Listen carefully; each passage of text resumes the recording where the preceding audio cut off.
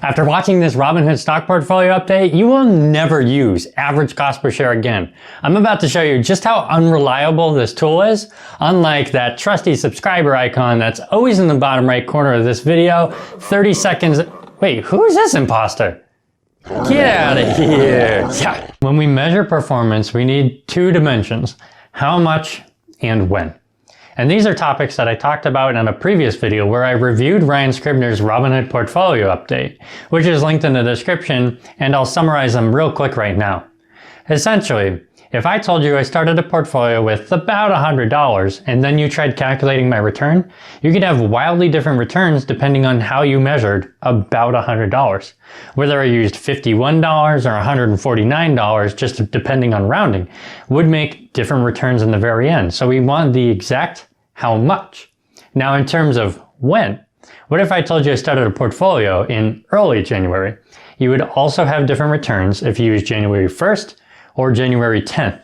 So that's something we have to keep in mind. And without trying to sound like one of those sad puppy commercials, even $1 in one day can make a huge difference. Man, that joke alone made me want a puppy. Average cost per share fails us because it gives us how much, kinda, and doesn't give us when, like when contributions were made. For example, let me just put together a stock in 2021, make it look like this. And then say we have two investors, Shannon and myself. Shannon decides to put $100 in January 1st and $115 in on December 31st. Her average cost per share is $107.50. However, her actual annualized gain is 15%. Then you have me on the other hand. I decided to put in $107 and $108 at the end of March and at the end of June, respectively. My average cost per share is equal to hers, $107.50.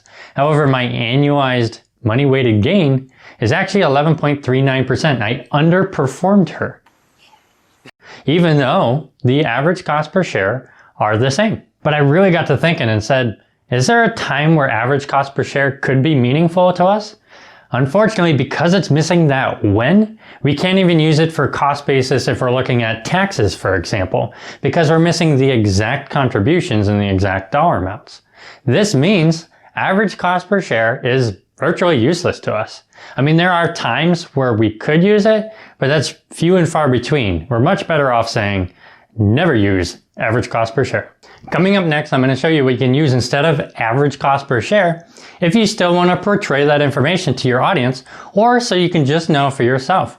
But before we do, I want to jump into Robinhood so I can show you my stock portfolio. All the information you need to see every move I made up until this point is linked in a spreadsheet in the description below. Definitely check it out. But I'll tease you with this.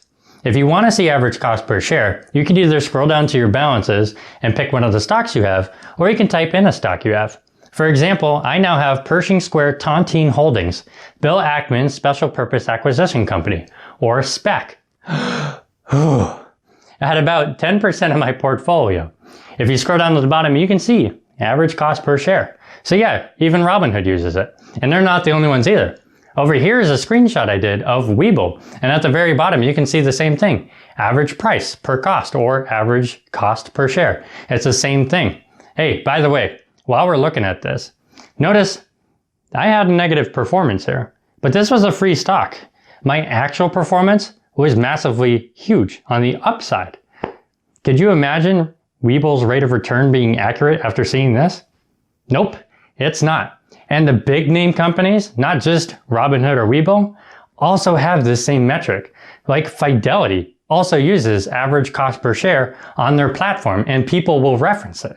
So what do we use instead of average cost per share to show this information? Honestly, the only thing we can do is provide transaction history, which I provide in the cost basis tab of my spreadsheet. And that's the closest and the best thing for us to do. However, there is a way to mathematically weight how much and when your contributions were to get what we would perceive as the average cost per share.